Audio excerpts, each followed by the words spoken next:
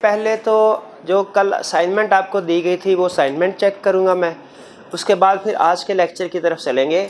कल की असाइनमेंट हमारी ये थी, कल हमने सीखा क्या था। कल हमने टाइप्स ऑफ फॉर्म सीखा पहले कि परफेक्ट कंपटीशन की फॉर्म है, इम्परफेक्ट कंपटीशन की फॉर्म है। उसके बाद हमने फर्दर देखा types of equilibrium, perfect competition में शॉर्ट रन और लॉन्ग रन, और इस तरह इम्परफेक्ट कंपटीशन में शॉर्ट रन और लॉन्ग रन। फिर हमने ये सीखा कि इक्विलिब्रियम आइडेंटिफाई करने के लिए रेवेन्यू और कॉस्ट दोनों को कंसीडर करना पड़ेगा। कल का लेक्चर हमने रेवेन्यू के लिए एलोकेट किया था। हमने डिफरेंट टाइप्स ऑफ रेवेन्यू पढ़े, जिनमें टोटल रेवेन्यू, मार्जिनल रेवेन्यू और एवरेज रेवेन्यू। हमने ये कंसेप्ट टोटल रेवेन्यू क्या है, मार्जिनल रेवेन्यू क्या है, एवरेज रेवेन्यू क्या है, ये टेबल्स के ज़रिए से भी समझे, कैलकुलेशन करके। हमने प्राइस और क्वांटिटी को रखा टेबल में, और उसके बाद टोटल रेवेन्यू भी कैलकुलेट किया, मार्जिनल रेवेन्यू भी कैलकुलेट किया, एवरेज रेवेन्यू, और फिर उसके बाद कर्व भी ड्रॉ किया। जो कर्व था वो परफेक्ट कंपटीशन के केस में हॉरिजॉन्टल लाइन थी। मार्जिनल रेवेन्यू, एवरेज रेवेन्यू एक ही चीज़ थे, एक ही लाइन बन रही थी। जबकि इम्परफेक्ट कंपटीशन में भी हमने टोटल रेवेन्यू कैलकुलेट किया, मार्जिनल रेवेन्यू कैलकुलेट किया, एवरेज रेवेन्यू कैलकुलेट किया। लेकिन जब इम्परफेक्ट कंपटीशन का रेवेन्यू कर्व ड्रॉ किए तो हमें पता चला कि इम्परफेक्ट कंपटीशन का रेवेन्यू कर्व डिफरेंट है परफेक्ट कंपटीशन के रेवेन्यू कर्व से। परफेक्ट कंपटीशन का रेवेन्यू कर्व हॉरिजॉन्टल लाइन थी, इम्परफेक्ट कंपटीशन का रेवेन्यू कर्व जो होता है मार्जिनल रेवेन्यू, एवरेज रेवेन्यू, वो डाउनवर्ड लाइंस है। परफेक्ट कंपटीशन के केस में मार्जिनल रेवेन्यू, एवरेज रेवेन्यू एक ही कर्व बनता था। इम्परफेक्ट कंपटीशन के केस में marginal revenue, average revenue different curves हैं। और पहले कौन सा कर्व आता है? एवरेज रेवेन्यू, उसके बाद मार्जिनल रेवेन्यू। यानी मार्जिनल रेवेन्यू ज्यादा स्लोप उसका डाउनवर्ड है एवरेज रेवेन्यू की निस्बत। ये हमने कल कंसेप्ट स्टडी किए थे। एंड में मैंने आपको असाइनमेंट दी थी कि आपने टेबल की मदद से पहले परफेक्ट कंपटीशन के रेवेन्यू कर्व ड्रॉ करने हैं, फिर टेबल के बगैर परफेक्ट कंपटीशन के रेवेन्यू कर्व ड्रॉ करने हैं। दूसरे नंबर पे टेबल के साथ इम्परफेक्ट कंपटीशन का रेवेन्यू कर्व ड्रॉ करने हैं, और फिर टेबल के बगैर इम्परफेक्ट कंपटीशन के रेवेन्यू कर्व ड्रॉ करने हैं। यानी टोटल 4 डायग्राम आपसे रिक्वायर्ड थी। 2 डायग्राम में कर्व विद टेबल और 2 डायग्राम्स में कर्व विदाउट टेबल। ये अपने सामने रखिए असाइनमेंट, ताकि मैं इसको चेक कर लूँ। जी मेरे भाई, असाइनमेंट किधर है आपकी? दिखा, जल्दी दिखाते जाए। एक्सरसाइज भाई, टेबल किधर है? ये तो अभी बैठे बैठे आपने 1 मिनट में लाइनें लगा दी होंगी। और परफेक्ट कंपटीशन की डायग्राम किधर है? ये घर से करके नहीं आए, घर से करने वालों का ये नहीं होता असाइनमेंट। ये शाबाश, हाँ ये टेबल है हमारा, average revenue, marginal price, correct. और ये टेबल के बगैर आपने बना दिया। टेबल के बगैर प्रैक्टिस इसलिए करवा रहा हूँ कि आइंदा हमने जो डायग्राम ड्रॉ करनी है वो टेबल के बगैर करनी होगी। टेबल के साथ डायग्राम बनवाने का पर्पस ये है कि आप एक दफ़ा मेंटली सेटिस्फाइड हो जाएं कि हाँ, अगर टेबल के साथ भी बनाए तो इसी तरह की डायग्राम बनेगी। जब एक दफ़ा आप कॉन्फिडेंट हो जाते हैं कि हाँ सर ठीक पढ़ा रहे थे, इसी तरह डायग्राम बनती है टेबल के साथ, तो फिर आइंदा हम टेबल के बगैर डायग्राम बनाएंगे। जी, एग्जाम में अगर कहे हमें कर्व बना के बताओ, टेबल बनाएंगे कि नहीं बनाएंगे? देखेंगे रिक्वायरमेंट में क्या कह रहा है। अगर रिक्वायरमेंट में कह रहा है with the help of table, तो फिर with the help of table बताएंगे। अगर कह रहा है टेबल्स रिक्वायर्ड नहीं है, टेबल नहीं बताएंगे। आपने देखा होगा कुछ क्वेश्चन में वो कह देता है कि एक्सप्लेनेशन इज नॉट रिक्वायर्ड, कुछ क्वेश्चन में कहता है डायग्राम इज नॉट रिक्वायर्ड। ठीक है, तो हमने क्वेश्चन की इंस्ट्रक्शन के मुताबिक उसको सॉल्व करना है। और इम्परफेक्ट कंपटीशन की किधर है मेरे भाई? हाँ शाबाश, इम्परफेक्ट कंपटीशन में कैलकुलेशन आपने कर ली, ठीक है, गुड, एक्सीलेंट, बेहतरीन। एंड पे आपने नाम भी लिख दिए, परफेक्ट है, शाबाश। जी, आप ऐसे भी कोई स्टूडेंट दिखाते मुझे, कोई स्टूडेंट दिखाते। Price is equal to average revenue is equal to marginal revenue. Labelling भी बिल्कुल ठीक की है, टेबल के साथ और टेबल के बगैर, शाबाश। यहाँ पे आपने कैलकुलेशन की, प्राइस, क्वांटिटी, टोटल रेवेन्यू आप एंड पे ले गई हैं। वैसे कोई इशू तो नहीं है, लेकिन क्वांटिटी और प्राइस के फौरन बाद अगर टोटल रेवेन्यू आ जाए वो ज़्यादा बेहतर है, कैलकुलेशन में आसानी होती है। बहरहाल कोई इशू नहीं है इसमें। एवरेज और मार्जिनल रेवेन्यू करेक्ट। जी मेरे भाई आप दिखा दीजिए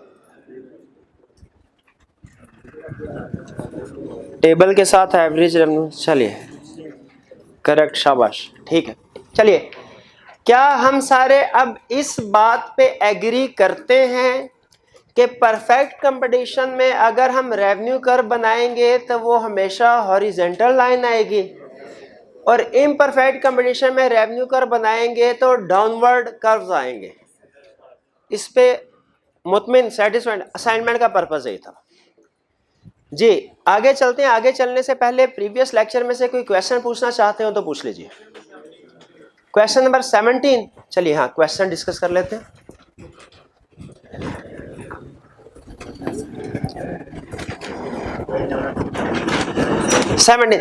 explain the relationship between average revenue and margin. AR और MR ये तो पता चल गया किसको कह रहा है। Average revenue and margin under monopoly. Monopoly को अंडरलाइन कर लीजिए, ठीक है। इसके साथ ब्रैकेट में लिख लीजिए इम्परफेक्ट कंपटीशन, ठीक है। इम्परफेक्ट, जैसे मैंने कल आपको बताया था कि मार्केट में ज्यादातर दुकानें परफेक्ट कंपटीशन वाली होती हैं कि इम्परफेक्ट वाली? आपने कहा इम्परफेक्ट वाली, क्योंकि बहुत कम ऐसा होता है कि लिख के लगाया और फिक्स प्राइस शॉप। तो इम्परफेक्ट कंपटीशन की आगे बहुत सी टाइप्स हैं जो हमने अभी नहीं पढ़नी हमने, उनमें से एक मोनोपोली भी है। तो फॉर द टाइम बिंग हम इसको मोनोपोली नहीं पढ़ रहे बल्कि इम्परफेक्ट कंपटीशन पढ़ रहे हैं। तो बताइए रिलेशनशिप क्या है एवरेज रेवेन्यू मार्जिन रेवेन्यू का इम्परफेक्ट कंपटीशन में? फिर रिलेशनशिप ये है कि दोनों का स्लोप डाउनवर्ड होता है और मार्जिनल रेवेन्यू का स्लोप ज्यादा डाउनवर्ड होता है एवरेज रेवेन्यू की निस्बत, ठीक है, एवरेज रेवेन्यू की निस्बत। ये रिलेशनशिप है सिंपल।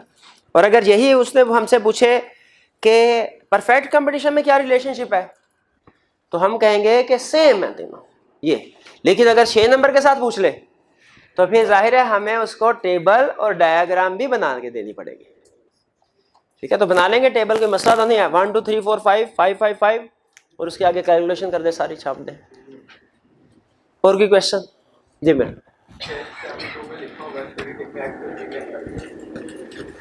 जी 72 में, हाँ 72 में वेरी लॉन्ग रन की डेफिनेशन है एक, ये अभी आपने नहीं करनी। एक्सोजिनस फैक्टर्स इसमें टर्म यूज हो रही है, मैं वेरी लॉन्ग रन अभी पढ़ा ही नहीं रहा आपको। इसके साथ लिख दे पेंडिंग। कभी कभार ऐसा होता है ना चलते चलते किसी कंसेप्ट को मैं आपको पेंडिंग करवा देता हूँ। आपको याद है चैप्टर 2 में एंड में कंसेप्ट था वो पेरिशेबल गुड्स वाला, वो पेंडिंग करवा दिया था। फिर चैप्टर 3 के बाद वापस आके करवाया भी था, ठीक है, क्योंकि उसमें इलास्टिसिटी का कंसेप्ट यूज हो रहा था जो कि इलास्टिसिटी का टॉपिक पढ़े बगैर समझ में नहीं आना था। तो इसी तरह कुछ कंसेप्ट अगर ऐसे आते हैं फॉर द टाइम बीइंग हम उन्हें पेंडिंग कर देंगे, बाद में कवर करेंगे, ठीक है, क्योंकि शायद इनको समझने के लिए जो कंसेप्ट चाहिए अभी हमने वो नहीं सीखा। तो इसके साथ भी लिख दे पेंडिंग, ठीक है, ताकि आपकी निशानदेही रहे कि ये कंसेप्ट अभी हमने नहीं किया। अगर मैं भूल भी जाता हूँ आप मुझे हाईलाइट करवा सके चैप्टर एंड पे कि सर इस चैप्टर में भी ये कंसेप्ट रहता। जी और कोई क्वेश्चन? कोई क्वेश्चन नहीं? आज के लेक्चर की तरफ चले। चल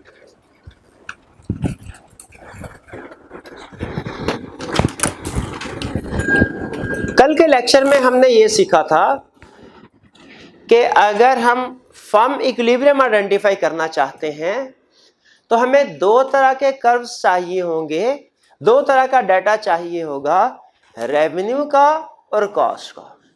क्योंकि फर्म का इक्विलिब्रियम वो होता है जहां पे प्रॉफिट मैक्सिमम हो, that level of price and output where profit is maximum. और प्रॉफिट जो है वो रेवेन्यू और कॉस्ट दोनों से मिलकर बनता है। तो इसीलिए मैक्सिमम प्रॉफिट का पॉइंट आइडेंटिफाई करने के लिए हमें रेवेन्यू को भी सामने रखना पड़ेगा, कॉस्ट को भी सामने रखना पड़ेगा, फिर मैक्सिमम प्रॉफिट वाली फिगर सामने आएगी, सिचुएशन सामने आएगी, पिक्चर। कल के लेक्चर में रेवेन्यू पढ़ लिया, परफेक्ट कंपटीशन में भी इम्परफेक्ट में भी। आज हम पढ़ने जा रहे हैं कॉस्ट के बारे में। और कॉस्ट के बारे में पहली चीज ये जहन में रखिए कि चाहे परफेक्ट कंपटीशन हो चाहे इम्परफेक्ट कंपटीशन हो, दोनों सूरतों में कॉस्ट स्ट्रक्चर सेम रहेगा। कॉस्ट के कर्व परफेक्ट या इम्परफेक्ट की वजह से चेंज नहीं होते। रेवेन्यू के कर्व्स परफेक्ट और इम्परफेक्ट की वजह से चेंज होते हैं। कॉस्ट के कर्व परफेक्ट इम्परफेक्ट की वजह से चेंज, वो चाहे परफेक्ट कंपटीशन वाली फॉर्म है चाहे इम्परफेक्ट वाली है, वो दोनों सूरतों में सेम होगा। भैया आप खुद सोचिए, अगर हमारी एक फर्म है, हम किसी के पास अपना रॉ मटेरियल खरीदने के लिए जाएं और हम कहें सर हमने अपनी प्राइस फिक्स रखी हुई है इसलिए हमें सस्ती चीज़ें दें, और दूसरी फर्म कहे सर हम तो जब प्राइस अपनी चेंज करते रहते हैं हमें सस्ती दें, क्या वो सप्लायर को इस चीज़ से फ़र्क पड़ता है? नहीं, वो कहेगा भाई मेरी बिला से आप प्राइस फिक्स रखें या ना रखें, मैंने तो आपको चीज़ें एक ही रेट पे देनी है। तो जब हम चीज़ें खरीद रहे होते हैं, हमारी जो कॉस्ट इनकर हो रही होती है वो इस चीज़ पे डिपेंडेंट नहीं होती कि हमारी प्राइस फिक्स है या चेंज हो रही है। इसीलिए कॉस्ट कर्व जो होते हैं, कॉस्ट स्ट्रक्चर जो होता है, वो चाहे परफेक्ट कंपटीशन वाली फर्म है चाहे इम्परफेक्ट कंपटीशन वाली फर्म है, दोनों फर्म में एक जैसे कर्व्स होंगे। ये बात समझ आ गई? पहला सूत्र। अब दूसरा, आगे चलते हैं। कल हमने पहले कंसेप्ट सीखा था रेवेन्यू में, टाइप्स ऑफ रेवेन्यू। कितनी तरह के रेवेन्यू सीखे थे? कौन कौन से? Total revenue, marginal revenue, average revenue. Total revenue, marginal revenue, average. अच्छा मुझे बताइए, अकाउंटेंट्स जब फैसला करते हैं वो किस बेस पे करते हैं? तो अकाउंटेंट्स जब आप अकाउंटिंग कर रहे होते हैं, किसी कंपनी का प्रॉफिट निकालना होता है, किस बेस पे फैसला करते हैं?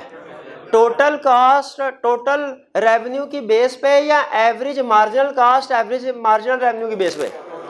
टोटल कॉस्ट में। आपसे कहा जाता है भाई ये डाटा है कंपनी का, बताओ प्रॉफिट कितना है, आप टोटल कॉस्ट कैलकुलेट करते हैं, टोटल रेवेन्यू कैलकुलेट करते हैं, फर्क कहते हैं कि ये प्रॉफिट है। एवरेज और मार्जिनल तो नहीं करते।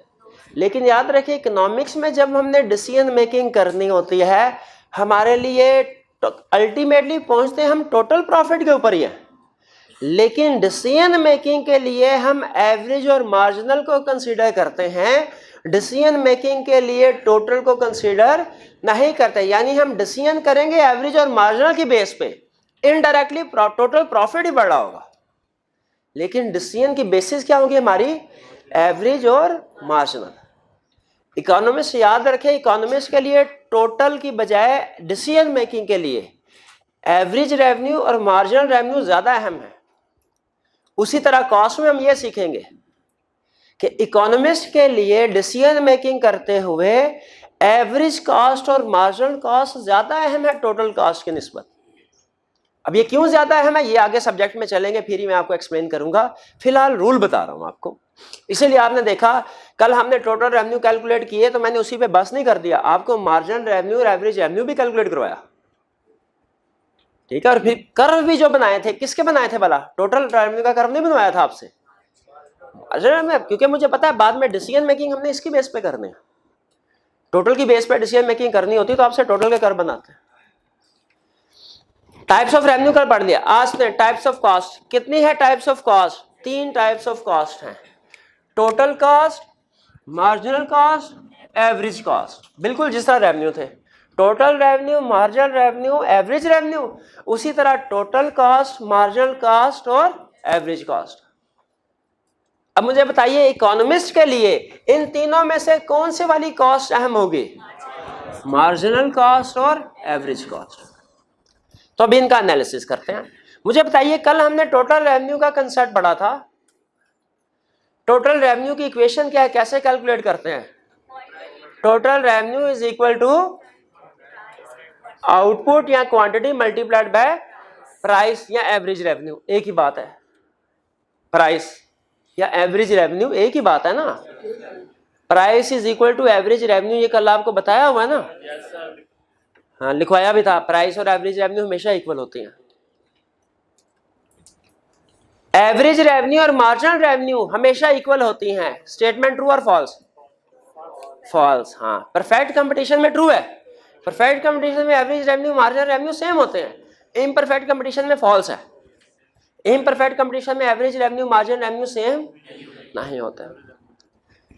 तो टोटल रेवेन्यू का फार्मूला है total revenue is equal to average revenue यानी प्राइस मल्टीप्लाइड बाय आउटपुट। वही फार्मूला यहाँ पे है। टोटल कास्ट का क्या फार्मूला, आउटपुट या quantity multiplied by average cost. कल में एवरेज रेवेन्यू था, आज एवरेज कास्ट आ गया। कंसेप्ट वही, यानी आपके पास एक यूनिट की कास्ट है, आप टोटल यूनिट से मल्टीप्लाई कर दो, आपके पास टोटल कास्ट आ जाएगी। तो टोटल कास्ट कैलकुलेट करने का एक फार्मूला क्या है, आउटपुट को मल्टीप्लाई कर दो किससे, एवरेज। एवरेज कास्ट को ऐसी लिख रहा हूं, आपको कोई प्रॉब्लम तो नहीं है? अगर है तो बता दें, मैं पूरा लिख देता हूं एवरेज कास्ट, टाइम बचाने के लिए हम, ताकि कम से कम वक्त में ज्यादा से ज्यादा कंसेप्ट डिस्कस कर दें, हम ये एब्रीविएशन यूज कर लेते हैं। आपने कोशिश करनी है कि डायग्राम के अलावा हत्तुल इम्कान कोशिश ये करें कि पूरा लफ्ज लिखा करें। एक दूसरा फार्मूला भी है टोटल कास्ट का, जो आपने पढ़ा होगा काउंटिंग में। वो क्या है, total cost is equal to fix cost plus variable cost. ठीक है। अच्छा, ये कंसेप्ट वैसे पता नहीं क्यों उन्होंने इकोनॉमिक्स में डाल दिया, हालांकि ये अकाउंटिंग का कंसेप्ट है। बहरहाल पढ़ लेते हैं, उन्होंने शायद इसलिए उन्होंने कहा कि कंफ्यूज ना हो जाए स्टूडेंट को। टोटल कास्ट इज, भाई इस फार्मूले से एग्री करते हैं, total cost is equal to fix cost plus. अच्छा, तो मुझे ये बताइए कि फिक्स कास्ट क्या होती है, आउटपुट हो या ना हो। ये भाई कह रहे हैं कि सर आउटपुट हो या ना हो वो हमने इनकर करनी ही होती है। आउटपुट हो या ना हो, आउटपुट कम हो या ज्यादा हो, वो करनी ही करनी है। और वेरिएबल कास्ट क्या होती है, जो वेरी करेगी। अगर तो आपकी आउटपुट हो रही है तो वो वेरिएबल कास्ट होगी, आउटपुट नहीं हो रही वेरिएबल कास्ट नहीं होगी। आउटपुट ज्यादा हो रही है वेरिएबल कास्ट ज्यादा होगी, आउटपुट कम हो रही है वेरिएबल कास्ट कम होगी। यह है वेरिएबल कास्ट। भाई फिक्स कास्ट की कोई एग्जांपल दे सकते हैं, रेंट ऑफ बिल्डिंग।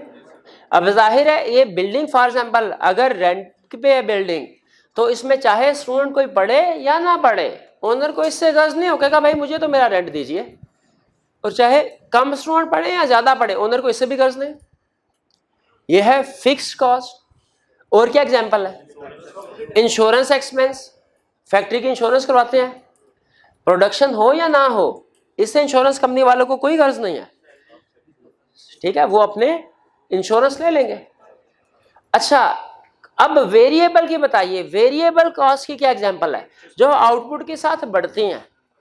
आउटपुट ज्यादा होगी वेरिएबल कॉस्ट ज्यादा होगी, आउटपुट कम होगी वेरिएबल कॉस्ट। जैसे मटेरियल की कॉस्ट, जैसे वेजेस, वर्कर्स को सैलरीज, वही सैलरी कह लें वेजेस कह लें। ठीक है, वो अगर तो वर्कर्स जो है वो आपकी प्रोडक्शन बढ़ेगी, आप उनको हायर करके वेजेस देंगे, वरना नहीं देंगे। हाँ, अकाउंटिंग में आपने पढ़ा होगा, कुछ हमारे एम्प्लॉइज ऐसे होते हैं जो कि ऑफिस में रखे होते हैं हमने, वो इस पर्पज के लिए कि प्रोडक्शन हो या ना हो उनको हमने रखना ही रखना है, दूसरे पर्पज के लिए, एडमिनिस्ट्रेटिव पर्पज के लिए, वो फिक्स कॉस्ट में हो जाएगा। वेरिएबल एग्जाम में सबसे बड़ी पहचान कि कास्ट कोई फिक्स कास्ट है कि वेरिएबल कास्ट है, सबसे बड़ी पहचान ये है कि देखें कि जब आउटपुट जीरो है कितनी कास्ट है। जीरो आउटपुट पे जितनी भी कास्ट होगी सारी की सारी फिक्स कास्ट है, फिक्स कास्ट है। ठीक है, और जब 0 से 1 पे पहुंचेंगे तो जितनी भी कास्ट इंक्रीज हुई सारी की सारी वेरिएबल है, सारी की सारी वेरिएबल है। ये बात समझ आई। अगर एक तो तरीका है फिक्स कास्ट वेरिएबल कास्ट पहचानने का, एक तो तरीका ये है नेचर ऑफ एक्सपेंस से पहचान लें कि रेंट है फिक्स्ड है, लेबर है वेरिएबल। एक तरीका यह डाटा से भी पहचाना जा सकता है, जीरो आउटपुट पे जितनी भी कास्ट होगी वो सारी की सारी फिक्स कास्ट होगी। तो फिक्स कास्ट और वेरिएबल कास्ट समझ आ गया। टोटल कास्ट के दोनों फार्मूले बता दिए, दोनों तरह से कैलकुलेट हो, एग्री करते हैं, दोनों तरह से कैलकुलेट हो सकते हैं। अच्छा, एक कंसेप्ट है डिफरेंस बिटवीन एक्सप्लिसिट कास्ट और इम्प्लिसिट कास्ट। एक्सप्लिसिट कास्ट और एक्सप्लिसिट का मतलब होता है क्लियरली, जो जाहरी तौर पे हो। इम्प्लिसिट का मतलब जो छुपी हुई हो, कास्ट है लेकिन छुपी हुई है। सिमिलर कंसेप्ट मैंने आपको कुछ और अल्फाज में समझाया हुआ है। एक्सप्लिसिट कास्ट का मतलब ये है ऐसी कास्ट जो हमें हमारे हाथ से जाती हुई नजर आ रही हो। जैसे जैसे आप कोई भी चीज परचेज करते हैं जितना कैश पे करते हैं।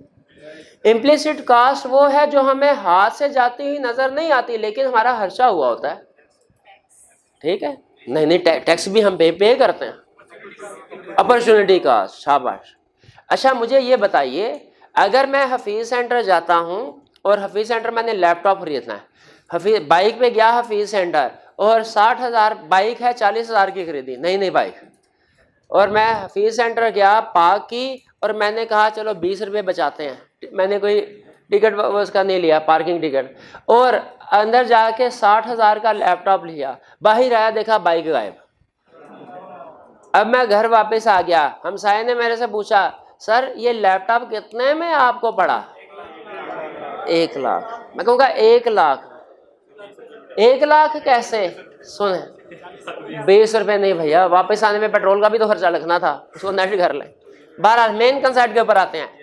इसमें से 60, वो कहेगा अच्छा सर दिखाएं, मैं कहूँगा ये 60,000 रसीद है जो मैंने दुकानदार को 60,000 अपने हाथ से दिया, मेरी जेब से आउटफ्लो हुआ और उसने मुझे रसीद दी, ये 60,000। ये क्या है? Explicit cost. क्लियरली जो आउटफ्लो, जो मेरी जेब से निकल के पैसे कैश की शक्ल में दूसरे के पास गए, ये होता है एक्सप्लिसिट कास्ट। और इम्प्लिसिट कास्ट क्या है? जो मैंने कैश की शक्ल में पे नहीं किए लेकिन मेरा खर्चा जरूर हुआ। मेरी बाइक जो घूमे 40,000 वो है, 40,000 जो है वो इम्प्लिसिट कास्ट है और 60,000 एक्सप्लिसिट कास्ट है। एक्सप्लिसिट कास्ट इम्प्लिसिट कास्ट में फर्क समझ आया?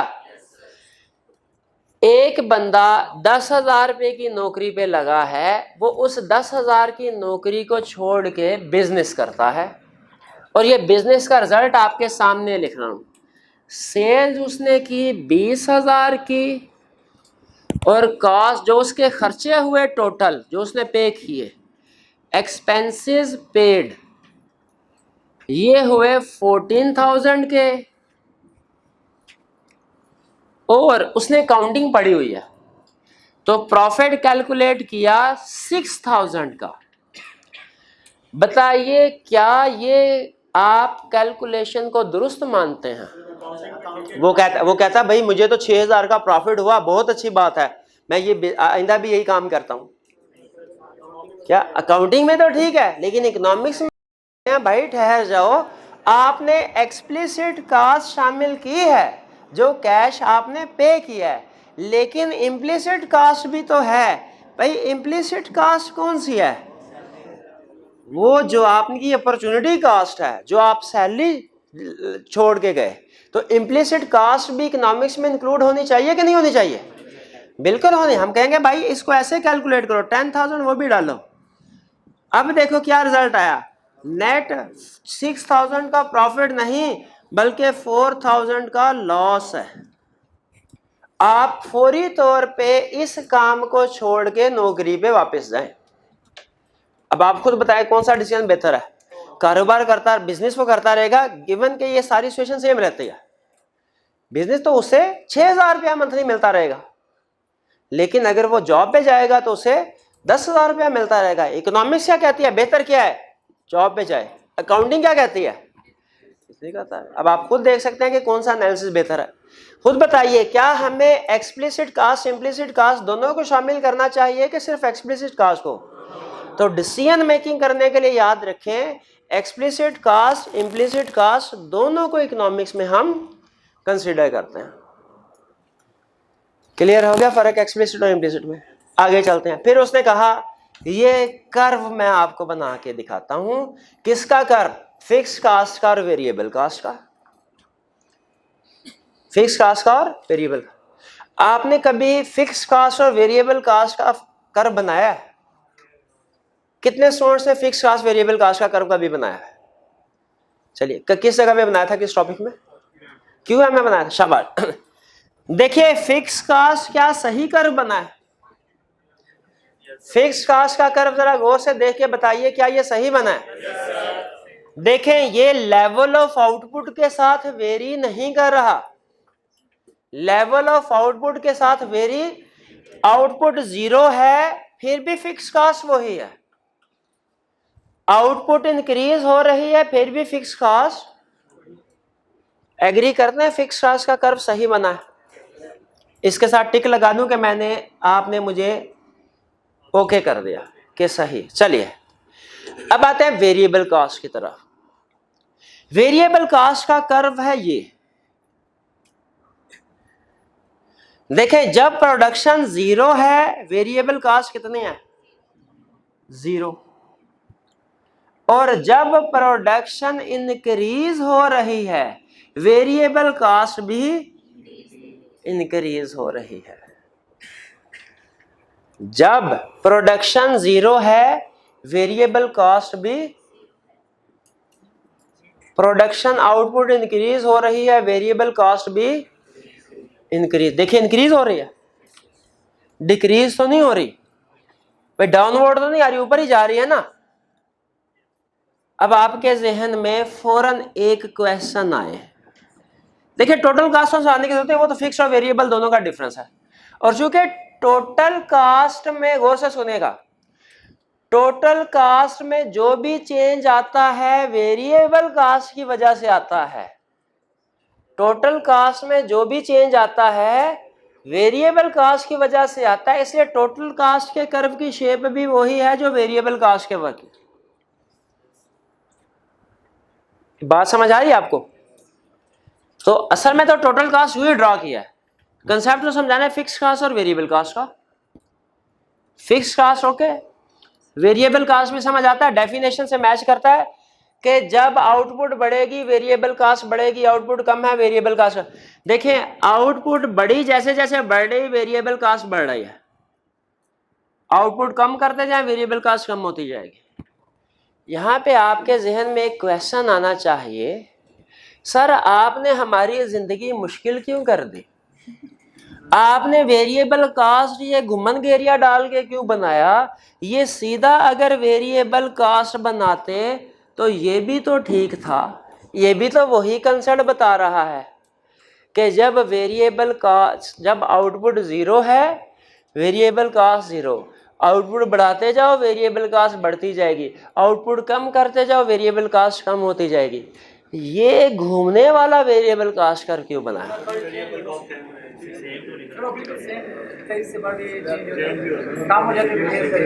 इसका आंसर मैं अभी नहीं दे रहा आपको, इसका आंसर थोड़ी देर के बाद दूंगा। लेकिन आपके जहन में अकाउंटिंग में आपका जो भी कर्व बनाएगा ना वेरिएबल कास्ट का, वो हमेशा यही कर्व बनाएगा, सीधी लाइन।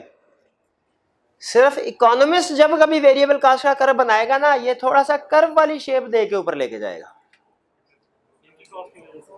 ये मैं अभी नहीं बता रहा किसकी वजह से, लेकिन ये जहन में रखिएगा कि ये कर्व का फर्क है। अकाउंटेंट का वेरिएबल कास्ट सीधी लाइन होता है, इकोनॉमिस्ट का वेरिएबल कास्ट वो तो इधर भी हो सकते हैं, कम हो जाता। हाँ अभी नहीं बता रहा, इसको मैं क्वेश्चन मार्क लिख रहा हूं, नहीं अभी इसका क्वेश्चन मार्क लिख रहा हूं। आगे चलते हैं। फिक्स कास्ट और वेरिएबल कास्ट में फर्क समझ आ गया? अच्छा अब आगे चलते हैं मार्जिनल कास्ट। भाई मार्जिनल कास्ट, मार्जिनल रेवेन्यू क्या था जी मेरे भाई? मार्जिनल रेवेन्यू क्या था? Marginal revenue additional revenue due to additional output. Marginal cost क्या होगा? Additional cost due to additional output. Revenue की बजाय कॉस्ट का वर्ड फिट करते हैं, वही डेफिनेशन इधर आ जाएगी। अच्छा मार्जिनल रेवेन्यू का फार्मूला क्या था? Change in total revenue divided by change in output. ये है फार्मूला मार्जिनल कॉस्ट का, मार्जिनल रेवेन्यू का change in total revenue divided by change in output. Marginal cost का फार्मूला क्या है? Change in total cost divided by change in output या change in quantity. ये clear हो गया आपको? अच्छा, मार्जिनल कॉस्ट का फार्मूला क्लियर हो गया, तो बताइए एवरेज कॉस्ट का फार्मूला क्या है? Total cost divided by output. Simple, जैसे एवरेज रेवेन्यू का फार्मूला कैलकुलेट किया था उस तरह एवरेज कॉस्ट का भी। मुझे बताइए, क्या कंक्लूजन के ऊपर ला रहा हूं, क्या आपको total cost, marginal cost, average cost concept समझ आ गया क्या होती है? क्या आपको इनकी कैलकुलेशन क्लियर हो गई, कैसे कैलकुलेट करते हैं? अगर आपको कोई डाटा दिया जाए तो कैलकुलेट कर लेंगे क्या? तो आ जाइए, ये आपके सामने टेबल है। इसमें पहला कॉलम है आउटपुट का, क्वांटिटी का। पहले क्वांटिटी 0, फिर 1 2 3 4 5 6 7, क्लियर? फिर है फिक्स कॉस्ट, 0 पे कितनी, 1 पे कितनी, 2 पे कितनी, 3 पे, 4 5। भाई ये चेंज क्यों नहीं हो रही? फिक्स है तो फिक्स ही रहेगी। और देखिए यूनिट 0 पे भी इनकर हो रही है फिक्स कॉस्ट। आगे चलता है वेरिएबल कास्ट, यूनिट 0 पे कितनी है, 1 पे कितनी, 2 पे कितनी, 3 पे कितनी, 4 पे कितनी, 5 पे, 6 पे, 7 पे। क्लियर हुआ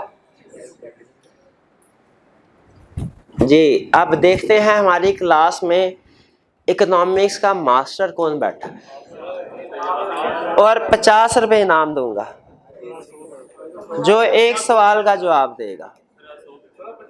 भैया पहले सवाल का जवाब दे दीजिए। अच्छा ठीक है, चले। वेरिएबल कास्ट पे गौर कीजिए एक दफा फिर। 0 10 19 27 34 45 65 100। मेरा ख्याल तो ये है, अच्छा ये वाला कंसेप्ट और ये वाला कंसेप्ट, आंसर एक ही है। मेरा तो ये ख्याल है, मैंने काउंटिंग पढ़ी, क्वेश्चंस किए, उसमें तो ये होता था यूनिट की कास्ट अगर 10 रुपए है तो एक यूनिट बनाया कास्ट होगी 10 रुपए, और 2 बनाया कास्ट होनी चाहिए 20, 3 बनाया 30, 4 बनाया 40, 5 बनाया 50, 60 बनाया 6 बनाया 60, 7 बनाया तो 70 होनी चाहिए। ये अजीब सी बात है कि पहले आउटपुट बढ़ रही है तो यूनिट सस्ता पड़ रहा है, कॉस्ट कम हो रही है। देखिए ओवरऑल बेसिस पे, मतलब ओवरऑल बढ़ रही है लेकिन इंक्रीमेंटल जो मार्जिनल इफेक्ट आ रहा है वो कम आ रहा है। पहला यूनिट 10 में बढ़ा, दूसरा 9 में, तीसरा 8 में, चौथा 7 में। ये देखिए आपके सामने है, ठीक है? पहले तो कॉस्ट का इंक्रीज जो आ रहा है वो कम रेशो से आ रहा है, बाद में जो इंक्रीज आ रहा है ज्यादा रेशो से आ रहा है। ये सेम क्यों नहीं है? भाई हाथ उठा के बताना जिसको आंसर आता हो। नहीं वरना क्वेश्चन कैंसिल हो जाएगा जी। भाई ने कहा इकोनॉमीज ऑफ स्केल की वजह से, गलत जी। लॉ ऑफ वेरिएबल प्रोपोर्शन की वजह से, शाबाश।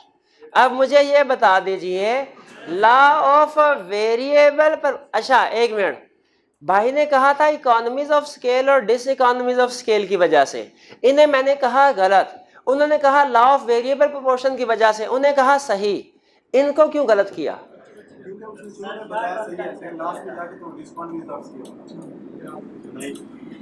ये आपने सही जवाब दिया था, दिल कर रहा है 50 रुपए आपको दूं ना आप।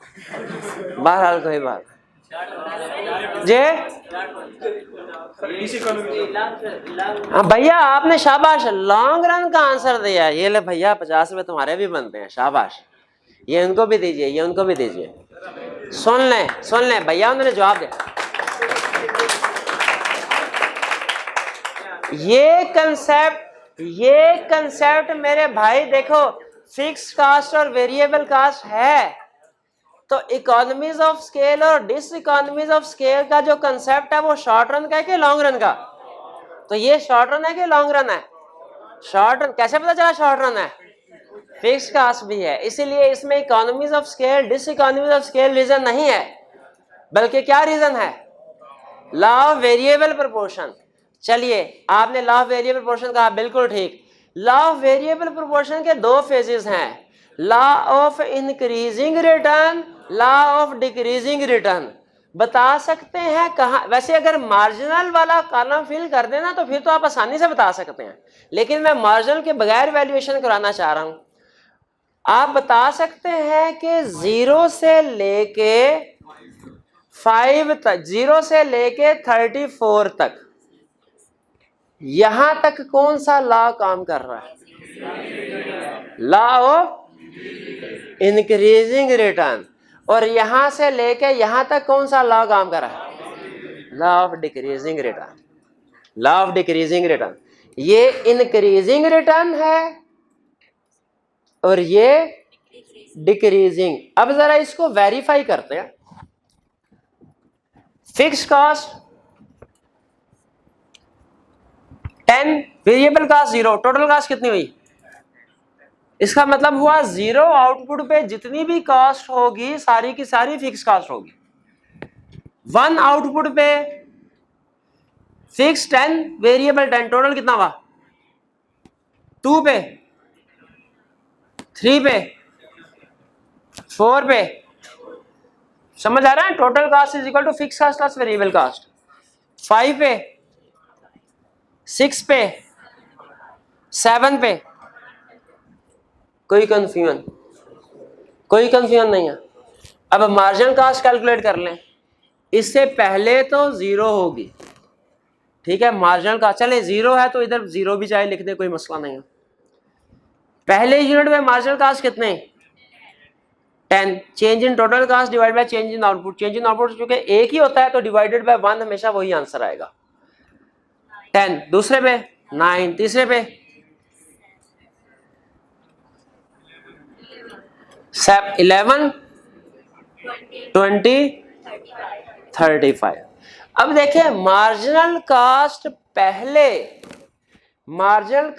पहले डिक्रीज हो रही है यहां से लेके यहां तक, और फिर इसके बाद यहां से लेके यहां तक इंक्रीज।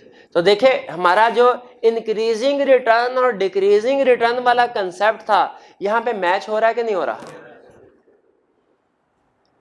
ठीक है। और यही वजह है वेरिएबल कॉस्ट के स्ट्रेट लाइन ना होने की। अगर तो हमेशा वेरिएबल कॉस्ट ऐसे चलती ना, 1 पे 10, 2 पे 20, 3 पे 30, 4 पे 40, 5 पे 50, 6 पे 60, 7 पे 70, तो ये स्ट्रेट लाइन ही आती। लेकिन आपको पता है लॉ ऑफ इंक्रीजिंग रिटर्न और डिक्रीजिंग रिटर्न की वजह से जो मार्जिनल कॉस्ट में चेंज होता है वो सेम नहीं होता। पहले डिक्रीज हो रहा होता है, बाद में इंक्रीज हो रहा होता है। ये मार्जिनल कॉस्ट डिक्रीज हो रही है किसकी वजह से? इंक्रीजिंग रिटर्न की वजह से। मार्जिनल कॉस्ट इंक्रीज हो रही है किसकी वजह से? की वजह से। इसीलिए चूंकि चेंज सेम एक जैसा नहीं है, वेरिएबल कॉस्ट की लाइन भी स्ट्रेट नहीं है। तो आइंदा जब कभी आपने वेरिएबल कॉस्ट की लाइन ड्रॉ करनी है इकोनॉमिक्स में, कैसी करनी है? ये कर्व वाली शेप देके, ठीक है? स्ट्रेट लाइन ड्रॉ नहीं करनी, वरना इसका मतलब है फिर आपको इकोनॉमिक्स का जो अहम लॉ था वो नहीं पता कि लॉ ऑफ इंक्रीजिंग रिटर्न क्या है, डिक्रीजिंग रिटर्न क्या है। क्लियर होगी ये बात? अब देखिए आगे चलते हैं। एवरेज कॉस्ट क्या है? एवरेज कॉस्ट का फॉर्मूला क्या था? डिवाइडेड बाय, ये तो 10 डिवाइडेड बाय 0, 0 ही कर लो, वरना मैथ में तो शायद इन्फिनिटी का आंसर आता होगा। पहले total cost, average cost 20 divide by 1, 20। अब कैलकुलेटर की जरूरत पड़ेगी, जरा कैलकुलेटर। अच्छा, सिर्फ एक स्टूडेंट बताए, जब सारे बताते हैं कुछ समझ नहीं आती कि क्या हो रहा है। जी मेरे भाई, आपके पास कैलकुलेटर है? कैलकुलेटर है आपके पास? मोबाइल पे? आपको एक मजे की बात बताऊं, एक दिन मैं गया नाई के पास और मैंने कहा मेरे बाल काट दो। उसने देखो वाले नहीं, तो बाल काट दो।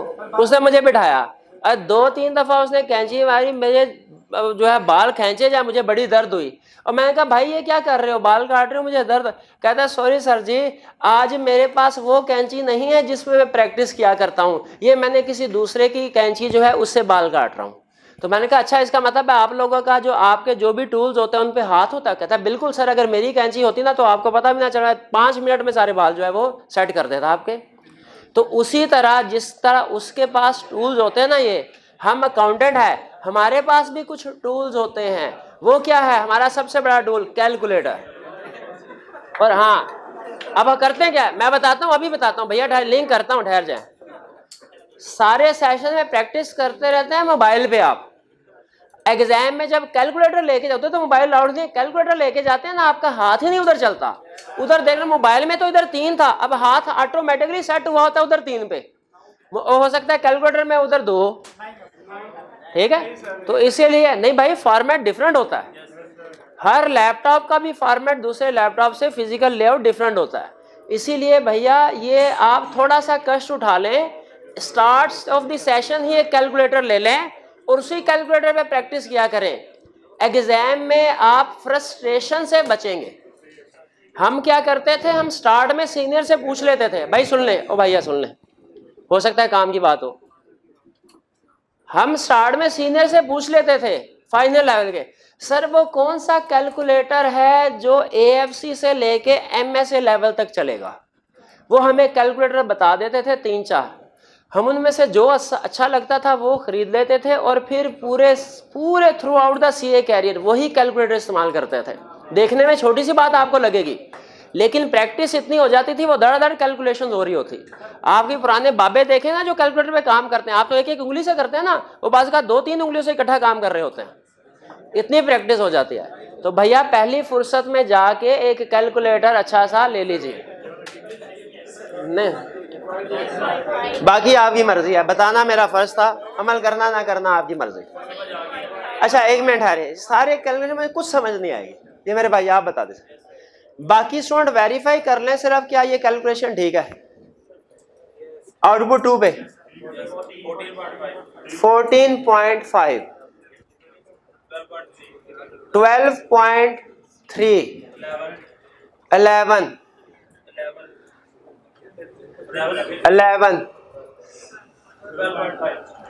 12.5,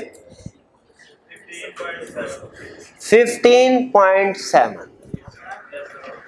ये क्लियर हो गए। अब नेक्स्ट स्टेप क्या है हमारा, डायग्राम बनानी है।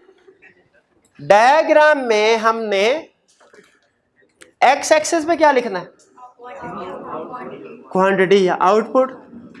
वाई एक्सिस पे क्या लिखना है, अच्छा कौन सी कास्ट, मार्जिनल का। टोटल कास्ट आपको पता है डिसीजन मेकिंग के लिए हम यूज नहीं करते, हम इकोनॉमिस्ट है, अकाउंटेंट थोड़ा ही है। तो यहां पे आएगा एवरेज कॉस्ट एंड टाइम बचाने के लिए ACMC लिख दो चलेगा। आपने पूरा लिखना है average cost and marginal cost. अब देखिए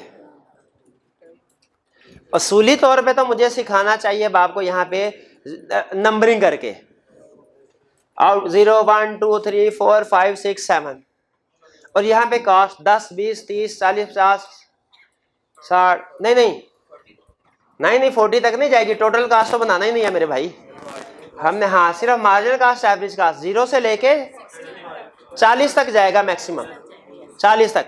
तो यहाँ पे आप 0, उसके बाद 5 के इंटरवल से भी बना सकते हैं और 10 के इंटरवल से भी बना सकते हैं। आपने नोट नहीं किया शायद, मैंने कहा था आप 5 के इंटरवल से भी बना सकते हैं, 10 के। मैं नहीं बना रहा भाई, मैंने पहले ही बड़ी दफा बना लिया हूं मैं, ठीक है। हाँ तो ये आपकी होम, लेकिन आपको मैं एक जादू दिखाता हूं कि मैंने हालांकि नंबरिंग नहीं की, लेकिन जो आपके कर्व की शेप आएगी आपको अभी ना बता दूं, अभी आपने 0 को शामिल ना कीजिएगा, 0 वाला कर्व ना खींचिएगा, 1 से शुरू कीजिए वरना इन्फिनिटी ढूंढते रहेंगे आप। 1 से शुरू करना है आपने। जो आपके कर्व आएंगे ना, पहले कौन सा बताऊं, मार्जिनल कॉस्ट का कि एवरेज। चले आप इतना जोर दे रहे हैं तो पहले एवरेज कॉस्ट का ही बना लेते हैं, ठीक है। ये जो एवरेज कॉस्ट का हमारा कर्व बनता है वो कौन सी शेप होती है भला, यू शेप। ये ले,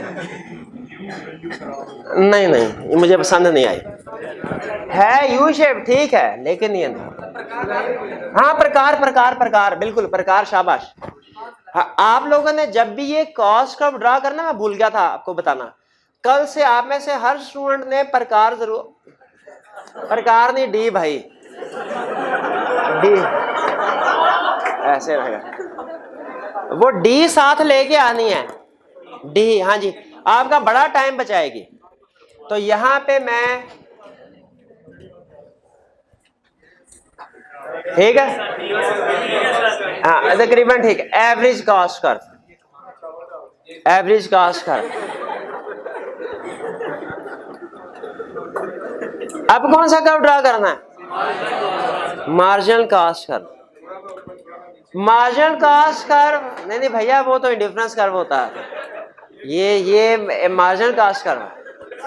अच्छा, इसकी शेप भी यू शेप है, मार्जिनल कॉस्ट, हाँ क्या,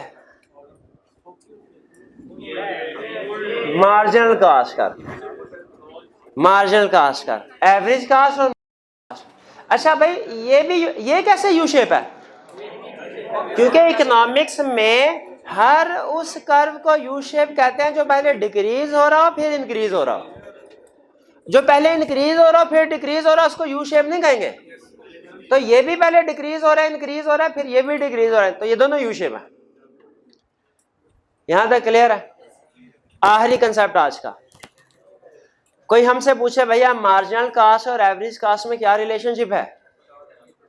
मार्जिनल कॉस्ट एवरेज कॉस्ट में क्या रिलेशनशिप है? हम कहेंगे ये तो पहले ही हम सीख चुके हैं, वही रिलेशनशिप जो मार्जिनल प्रोडक्टिविटी और एवरेज प्रोडक्टिविटी में है,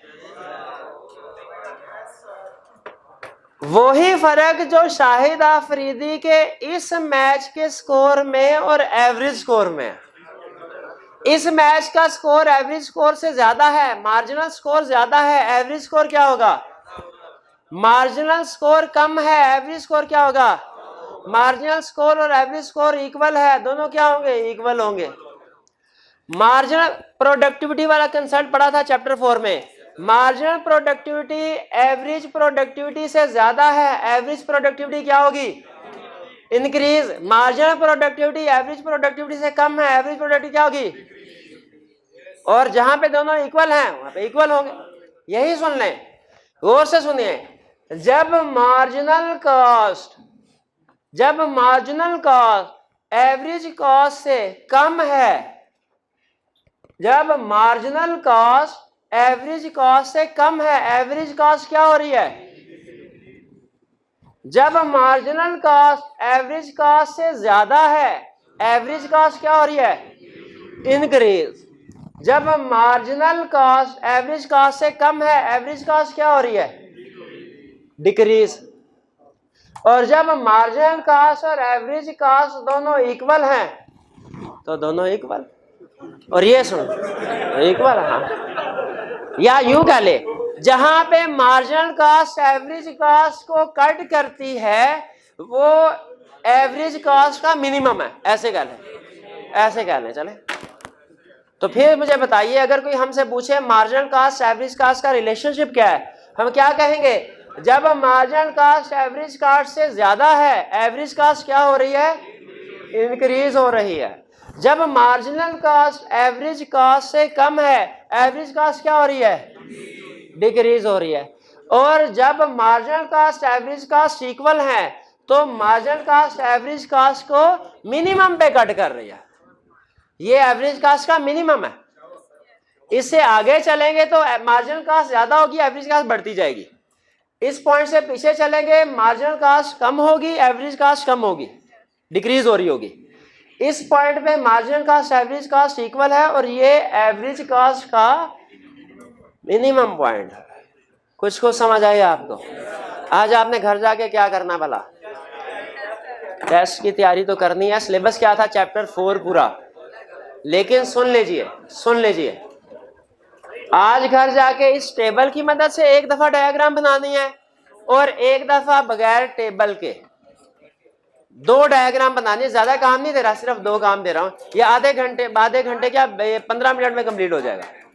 आज का लेक्चर खत्म यहाँ।